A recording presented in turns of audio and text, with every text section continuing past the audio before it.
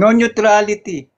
Yung mga science, philosophy, theology, wala yan. Walang kwenta yan. Kaya itong mga tinatanggap natin ng mga principles of economics, principles of science, wala yan. Even yung mga foundational truth na establish ng philosophy, wala yan.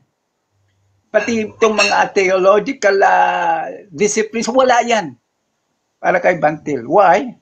Kasi nakikigamit lang kayo sa Christian worldview. So, there is no neutral ground para sa kanya. So, nakita natin dito na dito sa mga assertions ni Bantil, nag-conclude siya that presupposition is the only indispensable basis or reasoning for all rational thoughts and experience. What a bold assertion, ha? That only presuppositional reasoning. Yan ang itatanong ko sa iyo, mamaya, Jordan. Kasi yan ang isa sa mga assertions ni Bantil.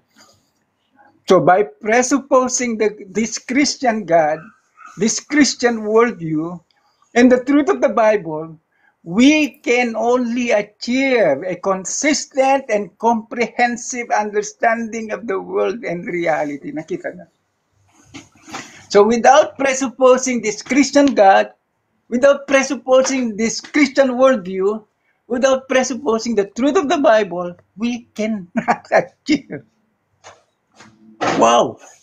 We can never achieve. So, basura nyo na yung mga scientific principle, economic principle, engineering principle, philosophical principle. Ibasura nyo na po lahat yan. Kasi lahat ng paliwanag ay matatagpuan sa Biblia. Yan ang implication ng kanyang mga reasonings. Okay? So, other worldview, evidentialist, classical, science, philosophy are inconsistent, incoherent, grounding for logic, morality, science, experience, evidence, and reality because they will lead to contradiction and absurdity. Ngayon,